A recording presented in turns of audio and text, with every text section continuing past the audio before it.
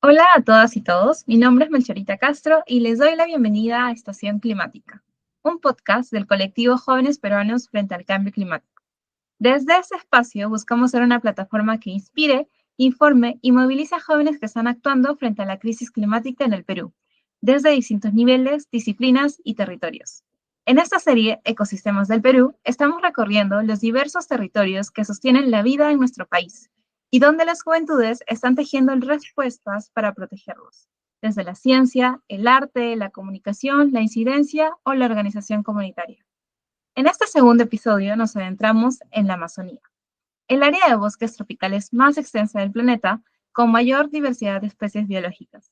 Particularmente en el Perú, la cuenca amazónica representa el 74% de nuestro territorio.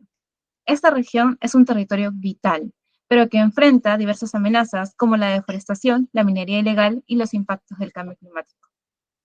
Para comprender mejor esta realidad y conocer las iniciativas que están surgiendo desde la juventud amazónica, conversaremos con Angie Valdera, en la Estación Biológica Los Amigos en Madre de Dios. Ella es diseñadora gráfica de 27 años, con experiencia en educación ambiental, diseño de experiencias lúdicas de aprendizaje y comunicación para la conservación. Durante los últimos 6 años ha trabajado en la Amazonía Sur del Perú, colaborando con distintas organizaciones para conectar a más personas con el bosque amazónico desde distintas perspectivas, siempre facilitando espacios en donde el lenguaje científico se transforma para generar impacto. Actualmente es coordinadora de comunicación estratégica y ciencia para estaciones biológicas en conservación amazónica ACA. Bienvenida, Angie. Hola, ¿qué tal? Muchas gracias, Conchalita, por invitarme a este podcast. Yo súper encantada de estar aquí y de aportar con lo que esta conversación nos lleve. Listo, Angie. Bienvenida nuevamente. Y para iniciar este diálogo que vayamos a tener el día de hoy sobre tu experiencia, tus motivaciones y un poco más tu historia personal, quisiera comenzar con una primera pregunta y es entender de dónde surgió ese interés que tú tienes por la Amazonía. Tú naciste allá, cuál ha sido tu crecimiento, tu camino de vida que te ha llevado a trabajar y hacer lo que haces el día de hoy, y cómo es que este camino te ha ayudado a formar un propósito y cuál es ese el día de hoy. Uy, esa historia es larga, pero voy a tratar de, voy a tratar de decir quizás lo más importante. Bueno, yo llegué por primera vez a Madre de Dios en el 2018, cuando todavía estaba en la universidad.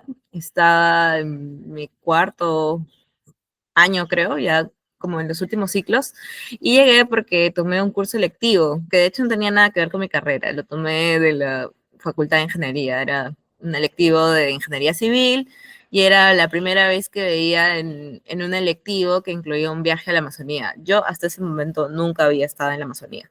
No, mi familia es de la costa, yo nací en la sierra, en Arequipa, y todo el tiempo era como un gran hueco en mi mente, ¿no? De cómo sería estar ahí, qué se sentiría viajar. En algún momento lo planteamos en viajes familiares, pero nunca se concretó. Entonces, cuando yo vi esta oportunidad, dije, yo quiero ir, ¿no? Además, que estaba buscando dónde hacer mi tesis y lo que sí tenía por seguro era que no quería hacerla en Lima, porque quería aprovechar ese momento de investigación para explorar, ¿no? Para explorar a dónde me podía llevar el diseño. Entonces, con eso en mente, me metí al curso. Por supuesto que fui la única diseñadora gráfica que estaba ahí entre todos los ingenieros, y el curso incluyó un viaje a Madre de Dios, a una estación biológica, coincidentemente, Finca Las Piedras, de ASA, de Alianza por una Amazonía Sostenible, y mi profesor de ese curso era el fundador de la organización. Entonces, durante una semana, así tuvimos full actividades de campo, conocí el bosque. Mi profesor era entomólogo, que quiere decir especialista en insectos. Entonces, él me enseñó a ver el bosque de una manera muy particular y como nunca se me hubiese ocurrido, creo, explorar ningún lugar, ¿no? Porque los insectos son chiquitos, casi nadie les da bola. Yo no sabía que eran tan diversos, no sabía que habían tantas especies. Entonces, fue muy bonito todo lo que descubrí. Además, ellos tenían una investigación centrada en mariposas que me pareció alucinante. Y eso fue como mi viaje de descubrimiento total. pero algo que marcó ese momento para mí fue que nos enseñaron a poner cámaras trampa, ¿no? Para monitorear la biodiversidad que había alrededor de la estación, y las pusimos el primer día, y el último día nos sentaron a todos para ver qué era lo que habíamos recogido. Y siempre, como en esos días, le preguntábamos a la gente de la estación, ¿no? Oye, ¿y tú qué crees que podríamos ver? Y nos decían, pues, no sé, ocelotes, osos hormigueros, eh, pacas de monte, ¿no? Y siempre nos decían, ¿no? Pero si ven un puma o un jaguar, sería un golazo, ¿no? Porque es lo que estamos buscando ahorita. Y además son los felinos más grandes, ¿no? Entonces ya teníamos eso en la mente, y luego cuando nos sientan, ¿no? Nos pasamos los videos, que en verdad revisar cámaras trampas se traduce en ver qué te tocó, ¿no? A ver qué pasó. No sabes qué esperar. Y en eso pasó un jaguar, ¿no?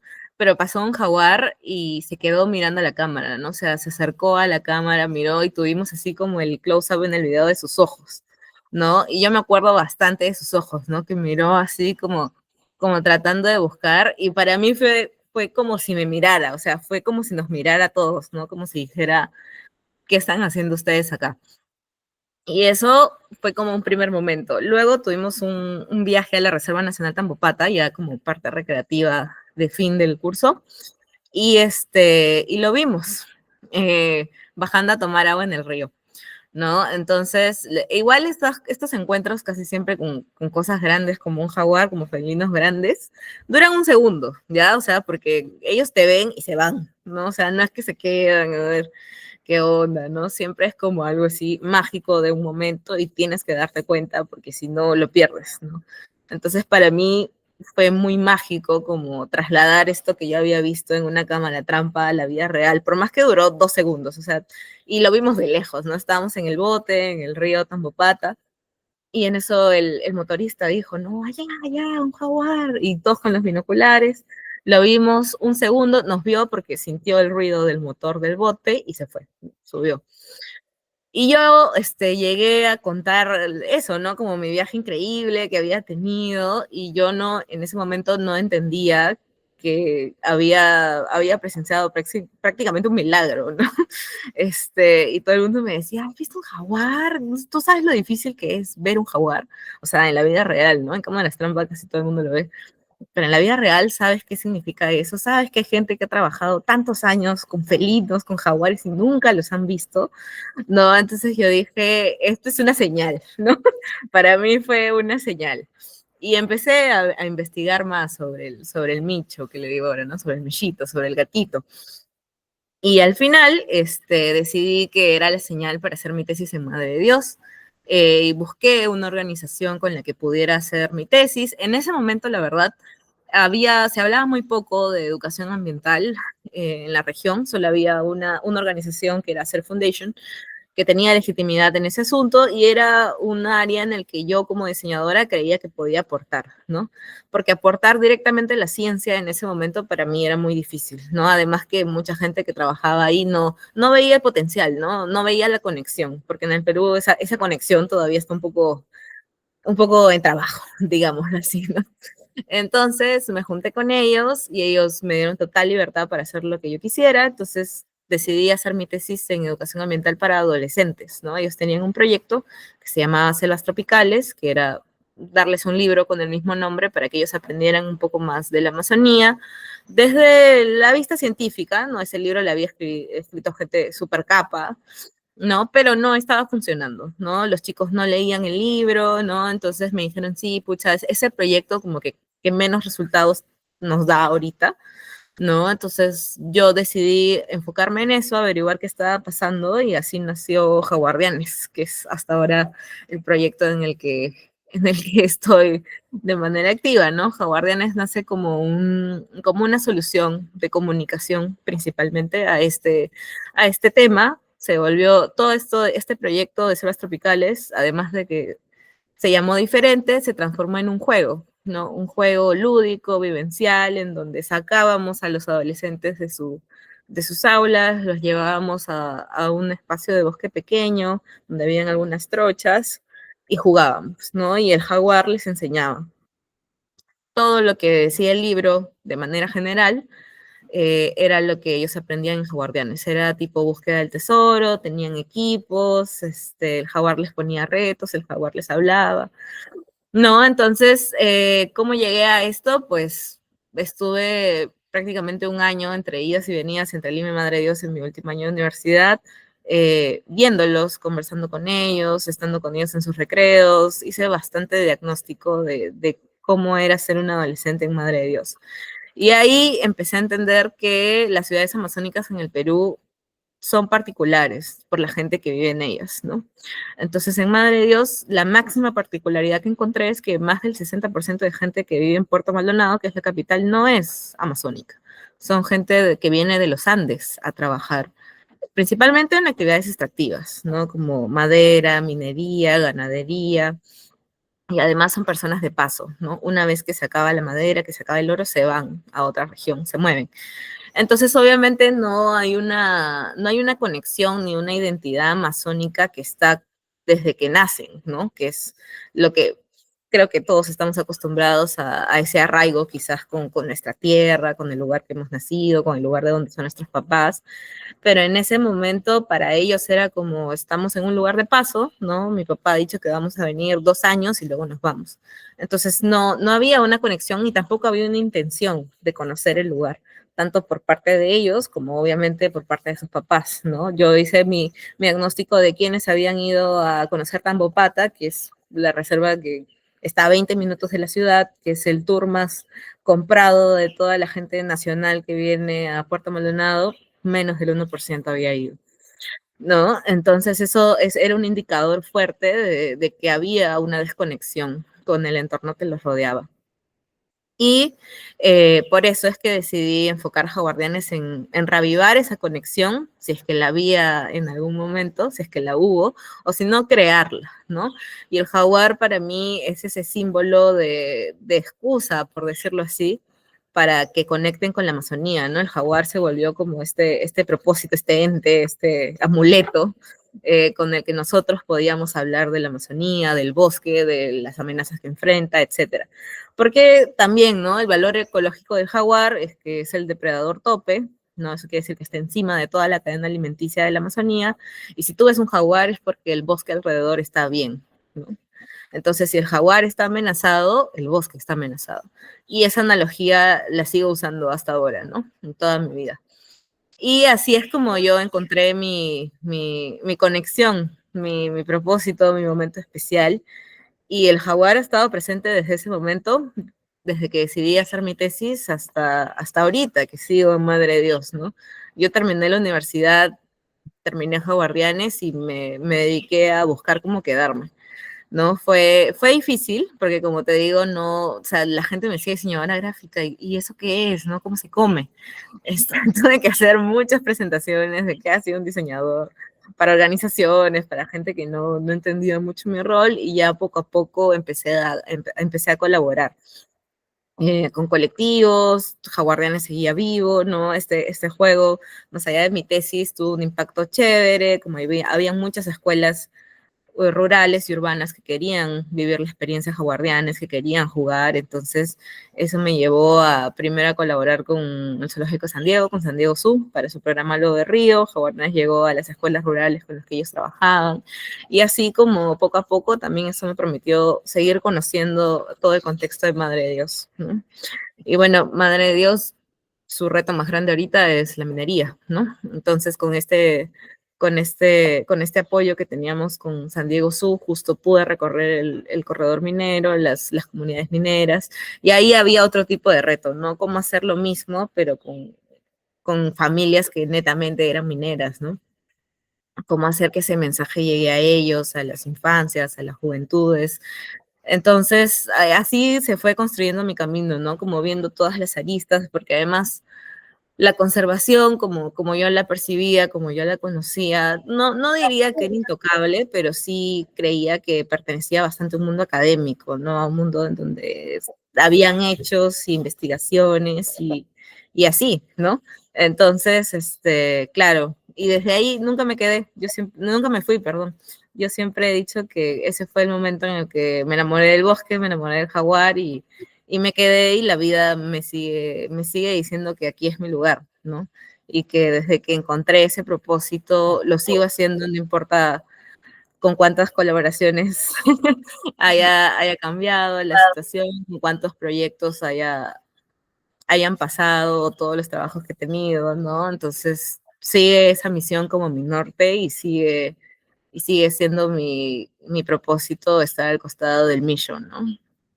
Qué lindo, Angie, todo lo que nos cuentas, porque realmente es un camino que has ido profundizando a lo largo de estos años, ¿no? Y que como tú misma dices, al inicio ha sido bastante difícil de formar, pero que, bueno, finalmente vas estableciendo algunas conexiones.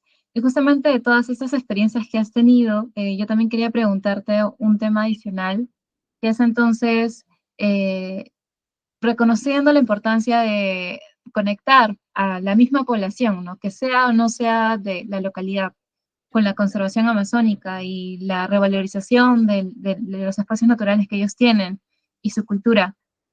Por qué sería tan importante hacerlo de esta manera? ¿Por qué, ante qué escenario nos estamos enfrentando que hace que si es que realmente ellos no llegan a conectar, si es que realmente nosotros, igual, siendo no de la zona, no entendemos el valor de la importancia ecológica y cultural de la Amazonía, eh, ¿qué, qué implicancias esto tendría? ¿Cuál es la visión que tú tienes sobre la problemática de la Amazonía en el Perú ahora y en los próximos años, ¿no? ¿Desde qué enfoque encuentras tú que es importante o por qué es importante incidir de esta forma?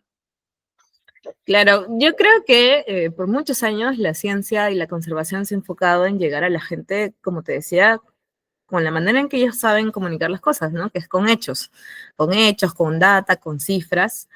Pero ahorita creo que la realidad cultural y social de los territorios, sobre todo de los territorios amazónicos, es diferente, ¿no? Está construida de manera diferente. Hay muchos actores envueltos en esta conversación, ¿no? Entonces creo que eso lo hace aún más complejo y también hace que esa manera de comunicar ciencia ya no esté siendo efectiva, ¿no? Porque más bien lo que tenemos es gente que sigue haciendo investigación, que sigue dando data y tenemos gente que, como tú misma dices, ¿no? No está conectada, entonces sigue haciendo sus actividades y en el momento en que se encuentran solamente hay tensión. No hay nada más que tensión. No, las actividades extractivas están destruyendo la Amazonía, eso es un hecho, ¿no? Hay muchas investigaciones sobre eso, hay muchos documentales, hay muchas cosas, y es algo que sí está ajeno quizás a la realidad urbana de muchas personas en el Perú, sobre todo hablando de la capital. Uno, porque nunca han estado en la Amazonía, y dos, porque no reconocen ni siquiera cómo se ve la minería desde el avión, ¿no? O sea, tú tomas un avión a Madre de Dios y pues, no ves bosque, ves minería, ¿no? Ves pequeños parches de bosque y ya está, pero no ves minería y la gente que está en el avión no sabe qué es minería, no mira y dice, ah, bueno, ¿qué estará pasando en ese río, no? Se ve raro el río, pero nada más, ¿no? Entonces yo creo que el problema más grande ahorita de la Amazonía, desde mi punto de vista, es esa desconexión, ¿no?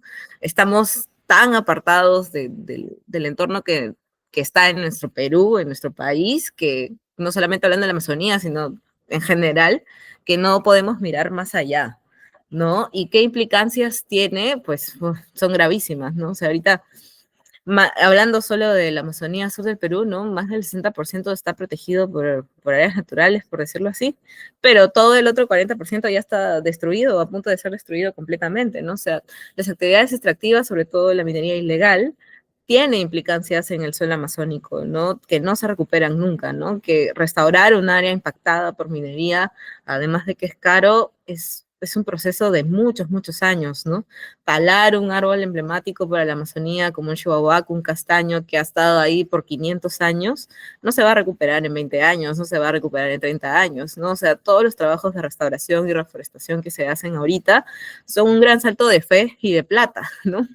Porque muy probablemente nosotros no vamos a ver ese bosque de nuevo o de vuelta a la vida como lo conocíamos, ¿no? Entonces estamos uno en una carrera contra el tiempo sobre qué tan rápido están avanzando estas amenazas y qué tan rápido se está degradando el bosque amazónico, pero también estamos en una carrera contra el tiempo sobre cómo realmente queremos llegar a la gente que o ya está metida en estas actividades extractivas o está considerando seriamente unirse a una de ellas. Y por eso es que yo hice Jaguardianes, por ejemplo, ¿no? Y lo enfoqué en adolescentes porque desde esa edad, por ejemplo, aquí en Madre de Dios, ya se cacholean yendo a ser madereros, a ser mineros, ¿no? Sus fines de semana ya los aprovechan de esa manera, ¿no? Entonces, ¿cómo les mostramos que hay más posibilidades que esas, ¿no? Porque la idea nunca, para mí nunca ha sido decir, no, esto es, o sea, satanizar todas estas actividades, ¿no? Porque al final son los medios de vida de muchas comunidades y son los que les levantan claro, la economía familiar, ¿no? Entonces, para mí la solución o la manera de comunicar esto es hay más oportunidades que solamente estas y hay más oportunidades de aprovechar el bosque sin dañarlo tanto, ¿no? Sin que tenga tantas implicancias directas. Porque perder la Amazonía en general, ¿no? Ya hablando a nivel de cuenca amazónica, no solamente de Perú, pucha, o sea, es un desequilibrio en el ecosistema del planeta, ¿no? O sea, ahorita el cambio climático ya está afectando a todos los ecosistemas y aún no hemos perdido algún ecosistema vital, como por decir la Amazonía, la Antártida, el océano, ¿no? Entonces, una vez que ya haya un desequilibrio grande en un ecosistema como cualquiera de estos, simplemente todo lo que se nos viene es enfrentarlos, enfrentar sequías, enfrentar inundaciones, enfrentar todas las causas, las implicancias del cambio climático de una manera más fuerte, porque tampoco es que no estemos experimentando nada de esto, ¿no? O sea, ahorita ya los fenómenos del niño cada vez son más fuertes, las lluvias acá son más fuertes, las temporadas secas también son más fuertes, los incendios forestales también son más fuertes, ¿no? Pero obviamente todo eso siempre está relacionado a nosotros como seres humanos, ¿no? Siempre está relacionado a las decisiones y las actividades que nosotros decidimos hacer sobre los ecosistemas, sobre recursos naturales. Entonces, ¿cómo encontramos esa armonía, no? Y por eso es que yo también decido cambiar el discurso, ¿no? Las cifras pueden estar, los datos pueden estar, porque esas son la base de cómo yo argumento mi propósito, pero claro, ya quizás ya no son la manera más efectiva de comunicación, ¿no? Hay que buscar otras maneras, hay que buscar el juego, hay que buscar la conversación, hay que buscar un espacio seguro para hablar de esto, ¿no? Y al final, algo que yo también entendí, ¿no? Porque esto me imagino que a mucha gente como yo nos abruma, ¿no? Nos abruma lo que está pasando con el mundo, nos abruma el cambio climático, pero o sea, siempre recordar, uno, que no estamos solos y dos, que todos hacemos lo mejor que podemos con lo que tenemos, ¿no? Entonces, a veces es un trabajo de un día a la vez. A veces es chévere ver que, no sé, con una sola acción puedes impactar a tanta gente o a un ecosistema entero, pero las dos formas son válidas y las dos formas son igual de importantes para estas amenazas, ¿no? Para enfrentar las amenazas que tenemos ahorita. Y es importante también lo que comentas sobre si bien la incidencia que estás teniendo y los propósitos con los cuales estás trabajando y los medios que has encontrado para hacerlo llegar a la población, pero también entendiendo que hay un contexto que va más allá, ¿no? Hay un contexto de violencia, de necesidades económicas, de crimen organizado que está presente. Pero cómo es que conectando con esta manera más humana y cultural de ver las cosas, podemos también impulsar ciertos patrones que, como tú mismo mencionas, ¿no? Están allí y que son alternativas, que creo que finalmente para mí las transformaciones son humanas. Todo parte de cómo es que podemos nosotros realmente pensar, sentir y accionar. Y que es importante abrir estos espacios seguros, ¿no? Donde podamos también explorar esas nuevas alternativas. Y justamente linkeando con lo que mencionas, quería preguntarte cómo es que, bajo tu visión, bajo esa experiencia, que sigues siendo una persona bastante joven, con 27 años, con bastante ya un propósito bastante claro sobre tu trabajo de ahora y en el futuro, ¿cómo crees que las juventudes pueden involucrarse más en la defensa de esta cuenca amazónica tan importante y tan relevante, pero también tan vulnerable, ¿no? Eh, ¿Cómo es que tú, qué mecanismos encuentras presentes y qué otras recomendaciones podrías dar? Sí, yo creo que el rol de la juventud ahorita probablemente es más importante que nunca, ¿no? Uno, porque somos la generación que o ya está tomando decisiones, ¿no? Importantes a nivel regional, a nivel de territorio, o las va a tener muy pronto, ¿no? Entonces, ser conscientes colectivamente de ese poder, quizás a veces no tan tangible, es importante para comenzar a asociarnos, para comenzar a conocernos, para comenzar a tener claro el norte sobre lo que queremos para la cuenca amazónica, ¿no? Ahorita, por ejemplo, siento que hay mucho más activismo juvenil amazónico de lo que había cuando yo empecé, y eso es algo súper positivo. Hay regiones que tienen colectivos de mujeres amazónicas jóvenes, de hombres amazónicos jóvenes, de infancias, ¿no? Entonces creo que ese sentirte parte de una comunidad es importante porque uno, sientes que no estás solo, y dos, también te nutre, ¿no? Por ejemplo, cuando yo empecé, estaba sola totalmente, o sea, la única señora loca que se había mudado a Puerto Maldonado a ver qué podía hacer por la Amazonía, ¿no? Entonces, claro, mi trabajo fue al revés, ¿no? Fue como de formar comunidad, de ver con quién me podía juntar, de ver potencial en futuras colaboraciones, pero yo siento que ahorita esos caminos ya están armados, ¿no? Si es que yo quisiera unirme a una comunidad, busco a la comunidad, me uno a la comunidad y empujo desde ahí. Y también, si quiero crear una nueva comunidad para un fin específico, no lo sé, reforestación, pues también lo creo y también va a haber gente que va a estar conmigo, ¿no? Entonces creo que, número uno, ser conscientes de que no estamos solos. Y dos, ser conscientes de que no es necesario saber tanto como creemos, ¿no? Creo que nuestra generación está muy presionada por el éxito académico, el éxito laboral, y tú qué tanto sabes de esto, y tú has ido al congreso tal, y tú no sé qué, has ido a la COP, ¿no? Entonces, a veces creemos que esos espacios, que sí son importantes, por supuesto, para las decisiones globales, son inalcanzables, ¿no? Son como, ay, no, pero yo cuándo iré a una COP, cuándo estaré en un espacio de estos, de diálogo, de toma de decisiones. Y creo que eso frustra, ¿no? Frustra como, pero es que yo como no voy a saber cuál es el valor del bosque amazónico, cuál es el valor de la cuenca amazónica. Pero yo creo que todo eso se aprende, ¿no? Y cuando uno realmente tiene la intención y el propósito de estar ahí, de trabajar ahí, sea solo, a través de una organización, a través de un colectivo, en tus tiempos libres, vas a ir aprendiendo, ¿no? Es algo que se da natural.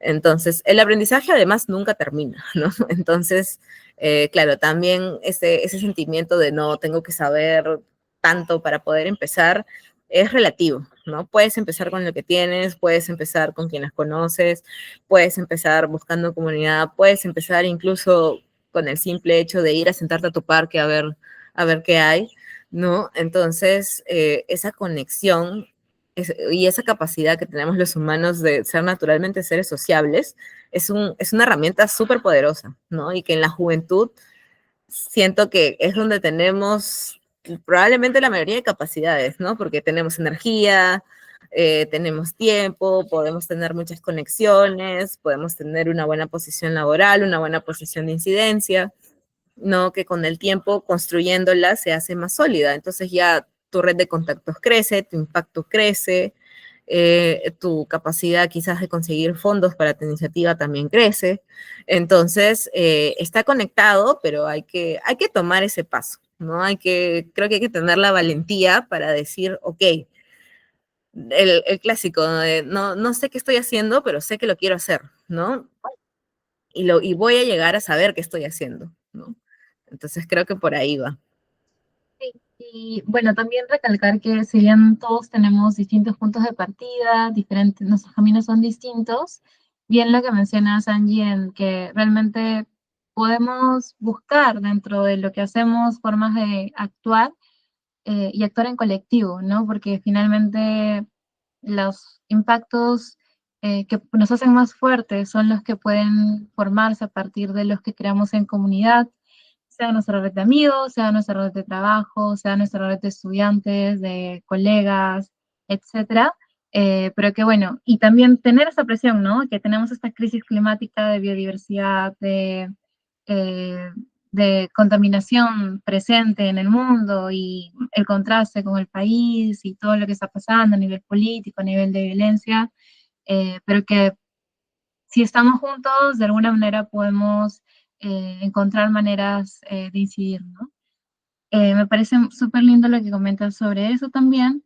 Y ya para darle un poco de cierre a nuestra conversación, me gustaría preguntarte cómo es que imaginas el papel de la Amazonía, cómo es que envisionas y cómo es que crees que estaría yendo el rol de esos ecosistemas en el futuro del país. Y dentro de todos los problemas que hemos hablado y dentro de todas las soluciones, ¿qué es lo que más te da esperanza y motivación para seguir actuando e incidiendo en lo que haces? Yo visualizo una Amazonía en mis mejores sueños y fantasías, una Amazonía conectada, ¿no? Y conectada en todo sentido.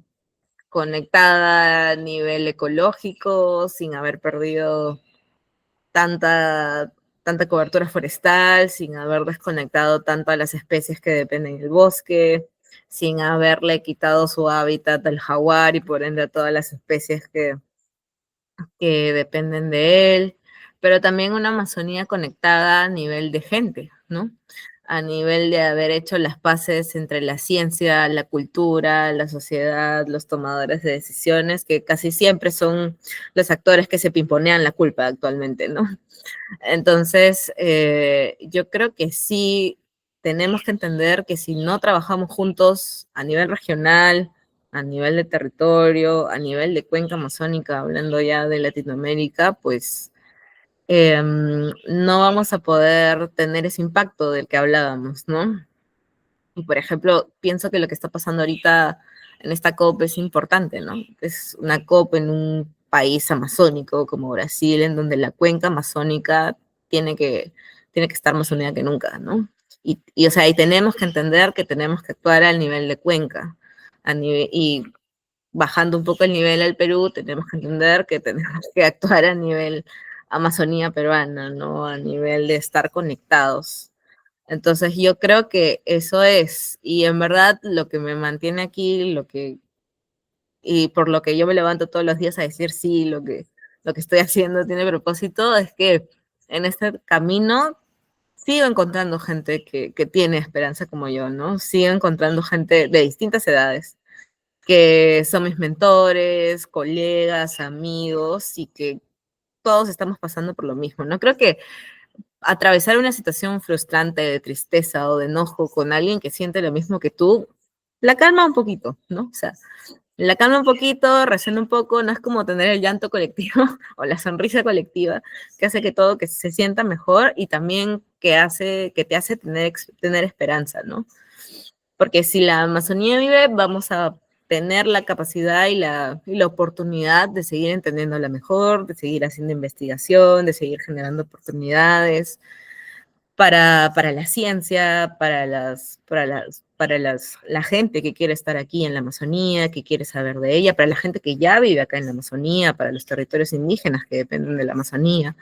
No, entonces esta conversación colectiva es la que todavía me da esperanza, ¿no?